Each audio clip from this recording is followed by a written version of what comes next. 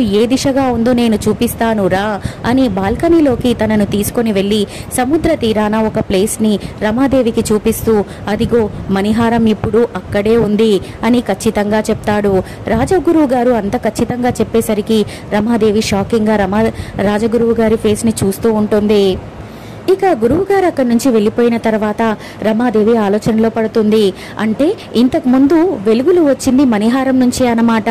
హోమగుండంలో ఆ వెలుగులు మణిహారం వల్లే వచ్చింది అంటే మణిహారం హోమగుండంలోనే ఉందన్నమాట అని చెప్పేసి కంగారుగా డ్రైవర్ని కారు తీయమని చెప్పి తను గుడికి హడావిడిగా వెళ్ళిపోతుంది. ఇక అక్కడ గుడిలో చామంతి హోమంలోని కట్టెపుల్లలన్నీ కూడా మంట ఆరిపోయి బూడిదగా మారే వరకు అక్కడే నిలబడి వేచి చూస్తూ ఉంటుంది. ఆ బూడిద మధ్యలో కూడా మణిహారంలోని మణులు తలతలమని మెరుస్తూ ఉంటాయి. ఇక మణిహారం దొరకలేదు అన్న టెన్షన్తో రామచంద్రయ్య కూడా గుడిలో వచ్చి అటు ఇటు తిరుగుతూ ఉంటే చామంతి అతనికి కనిపిస్తుంది. చాలా బాధతో కూతురి దగ్గరికి వచ్చి అమ్మ మణిహారాన్ని నేను చేజార్చాను అని జరిగిన కథ అంతా కూడా చెప్తాడు. మీరు ఏమి టెన్షన్ పడకండి నాన్న, మణిహారం ఇక్కడే ఉంది అదిగోండి అని హోమగుండంలోకి చూపిస్తుంది. అది చూసిన రామచంద్రయ్య చాలా సంతోషపడిపోతాడు. ఇక మంటలన్నీ ఆరిపోయాక చామంతి ఒక కట్టెపుల్లతో ఆ మణిహారాన్ని తీసుకుని కొంగున కట్టుకొని ఇలా వెనక్కి మళ్ళీ వెళ్తూ ఉండగానే రమాదేవి హోమగుండం దగ్గరికి వస్తుంది.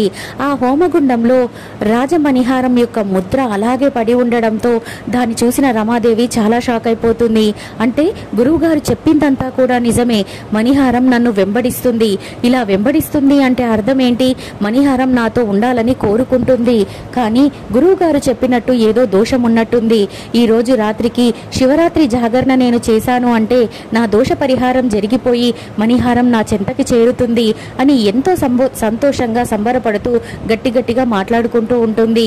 వెనకాలే వచ్చిన రోజా ఇదంతా కూడా చాటుగా ఉండి విని అంటే ఆ మణిహారం రమాదేవి మేడం దగ్గరికి చేరబోతుందా, అలా ఎలా చేరుతుంది అని టెన్షన్ పడుతూ ఉంటుంది.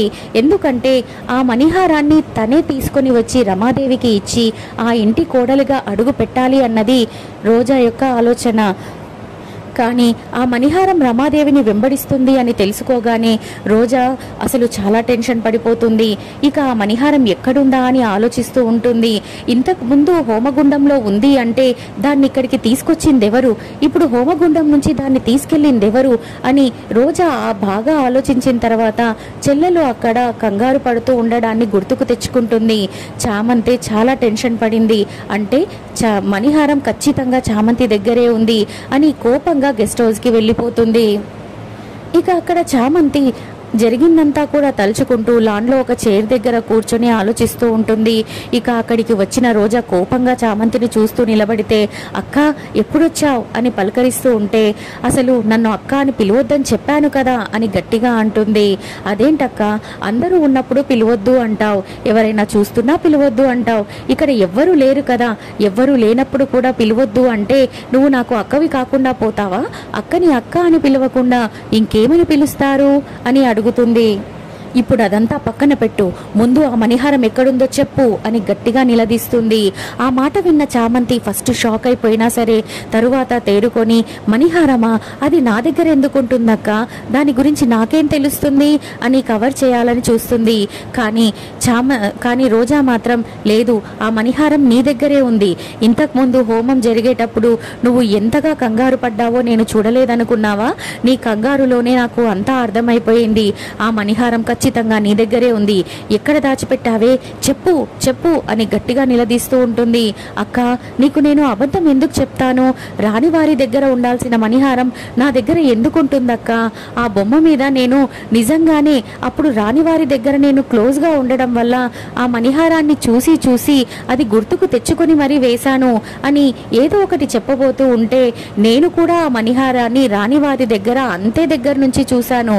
కానీ నేను ఆ మణిహారాన్ని అలా గీయలేకపోతున్నాను కదా, కానీ నువ్వు మాత్రం గీస్తున్నావు అంటే ఆ మణిహారం నీ దగ్గరే ఉందన్నమాట. ఇక అబద్ధాలు చెప్పడం మానేసి అది ఎక్కడుందో చెప్తావా, లేక నిన్ను ఇక్కడే చంపి పాతి పెట్టమంటావా అని బెదిరిస్తూ ఉంటుంది.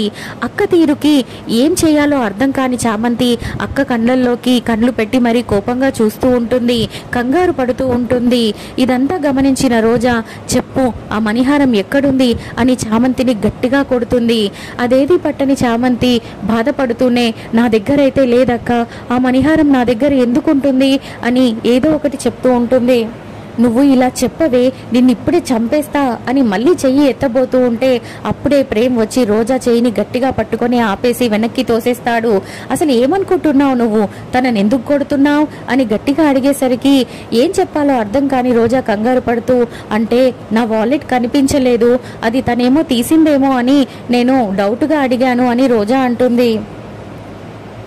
నీ వాలెట్ కనబడకపోతే నీ రూమ్లో వెతుక్కోవాలి, తననెందుకు అడుగుతున్నావు అని ప్రేమ అనగానే, అంటే తను ఇంట్లో పని మనిషి కదా, తను నా వెనకాల వచ్చినప్పుడు దాన్ని ఏమన్నా తీసిందేమో అని డౌట్గా అడిగాను అని రోజా అనేసరికి, ఏ పని వాళ్ళైతే దొంగతనాలు చేస్తారా, నువ్వేమన్నా పెద్ద ఈ ఇంటి యజమానురాలివా, నువ్వు కూడా పనిదానివే కదా, నీకు తనను కొట్టే అధికారం ఎవరిచ్చారు అని గట్టిగా ప్రేమ్ తిట్టేసరికి రోజా కంగారు పడుతూ ఏదో చెప్పబోతూ ఉంటే, నోర్మి, అసలు తనను కొట్టే అధికారం నీకు ఎలాగూ లేదు, తను ఇక్కడ ఎలా పనిదో నువ్వు కూడా ఇక్కడ అలాగే పనిదానివి, నువ్వు ఈ ఇంట్లోకి వచ్చినప్పటి నుంచి చూస్తున్నాను, చాలా ఎక్కువగా అందరి విషయాల్లో ఇన్వాల్వ్ అవుతున్నావు, ఓవర్ యాక్షన్ చాలా చేస్తున్నావు, అన్నీ తగ్గించుకొని నీ పనేదో నువ్వు చూసుకొని ఇక్కడ నుంచి వెళ్ళిపో, ఇంకెప్పుడైనా ఇలా ప్రవర్తించావంటే మర్యాదగా ఉండదు అని రోజాకి వార్నింగ్ ఇచ్చేసరికి అవమాన భారంతో రోజా అక్కడి నుంచి వెళ్ళిపోతుంది.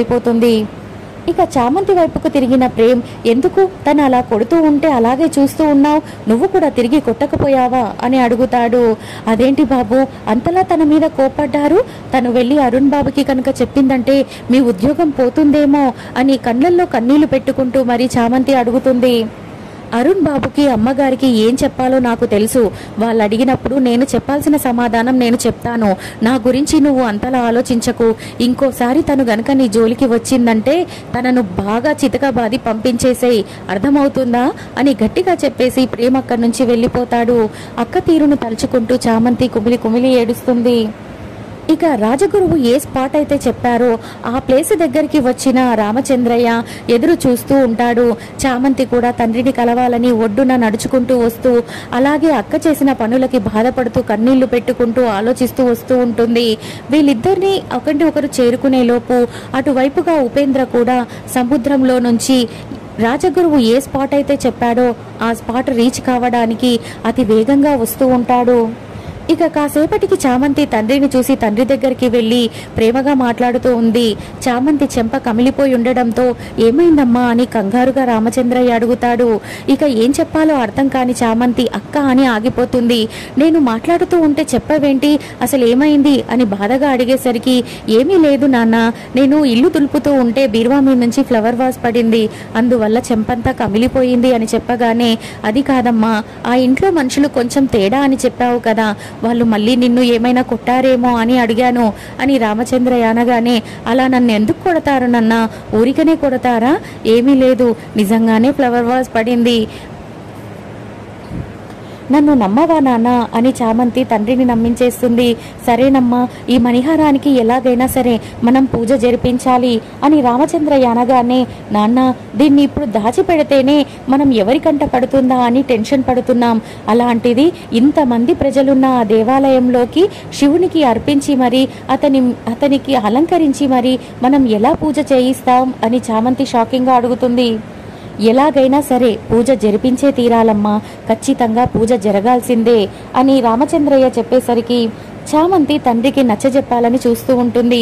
అంతలోనే ఉపేంద్ర తీరం చేరుకొని వీళ్ళిద్దరిని చూసి కోపంగా, రామచంద్రయ్య ఈరోజు నా చేతిలో నువ్వు చచ్చావురా అని వాళ్ళ వెంట పడుతూ ఉంటాడు. ఇక చామంతి చెయ్యి పట్టుకొని రామచంద్రయ్య అక్కడి నుంచి పరుగు అన్నట్టుగా ఉరుకుతూ ఉంటాడు. వాళ్ళ వెనకాలే ఉపేంద్ర, రౌడీలు కూడా పరుగున వస్తూ ఉంటారు. ఇక ఒక దగ్గరికి వచ్చినాక 2 చీలికల దారి ఉండడంతో రామచంద్రయ్య, చామంతి నువ్వు అటువైపు వెళ్ళమ్మా, నేను ఇటువైపు వెళ్తాను అని అంటాడు. నానా నువ్వు వాళ్ళకి దొరికిపోతే ఎలాగా అని చామంతి కంగారు పడుతూ ఉంటే, నేను దొరికినా పర్వాలేదమ్మా, అయినా దొరికినా నాకు తప్పించుకునే విధానం నాకు తెలుసు, నువ్వు మాత్రం జాగ్రత్తగా వెళ్ళు అని కూతురికి నచ్చజెప్పి అటువైపుగా పంపించేస్తాడు. ఇక కొంత దూరం సముద్ర తీరాన పరుగులు తీసిన తర్వాత రామచంద్రయ్య ఉపేంద్రకు దొరికిపోతాడు. ఇటువైపు చామంతి పరుగున వెళుతూ ఉంటే రౌడీలు వెంబడిస్తూ ఉంటే చామంతికి విసుగొచ్చేసి, ఇంకా ఎన్నాళ్ళు ఇలా నేను పారిపోవాలి, ఇక తగ్గేదే లేదు, వీళ్ళకి ఈరోజు గుణపాఠం చెప్పే తీరుతాను అని కసిగా వెనక్కి తిరిగి రౌడీల దగ్గరికి వచ్చి నిలబడుతుంది. ఇటు చామంతి అటు రామచంద్రయ్య ఇద్దరు కూడా యుద్ధం చేస్తూ ఉంటారు. చామంతి రామచంద్రయ్య ఇద్దరు రౌడీల వద్దలున్న కట్టలు తీసుకొని వాళ్ళపై ఎదురుదాడి చేసేవరికి వాళ్ళు ఎవ్వరూ కూడా వాళ్ళిద్దరి ముందు నిలబడలేకపోతారు. రౌడీలను తుదముట్టించి చామంతి గెస్ట్ హౌస్కి చేరుకుంటుంది. ఇక రామచంద్రయ్య అక్కడున్న రౌడీలనందరినీ చితకబాది ఉపేంద్రను ఇసుకలో పాతిపెట్టి మరీ పారిపోతాడు. గెస్ట్ హౌస్కి వచ్చిన చామంతిని రోజా మళ్ళీ నిలదీస్తూ ఉంటుంది. ఇక అవమాన భారంతో కుంగిపోతున్న ఉపేంద్ర రౌడీలు ఇసుకలో నుంచి బయటికి తీయగానే గెస్ట్ హౌస్కి వచ్చేస్తాడు. ఇక్కడ చామంతి రోజా ఇద్దరు మాట్లాడుకుంటూ ఉండగా ఉపేంద్ర రావడంతో వాళ్ళిద్దరూ కూడా కంగారు పడి డోర్ వెనకాల దాక్కుంటారు. ఉపేంద్ర కోపంగా డోర్లో నుంచి వస్తూ ఉంటే అక్కడ ఎవరో నిలబడ్డట్టుగా అతనికి అనిపిస్తుంది. తను వెనకకి తిరగాలి అని అనుకుంటాడు. మరి ఉపేంద్ర వెనక్కి తిరిగే లోపల చామంతి వాళ్ళు తప్పించుకుంటారా, లేక చామంతి రోజా ఉపేంద్ర కంట పడబోయే టైం వచ్చేసిందా తెలుసుకోవాలి అనుకుంటే నా ఛానల్ని సబ్స్క్రైబ్ చేసుకొని నాకు ఒక లైక్ ఇవ్వడం మర్చిపోకండి. Bye bye friends.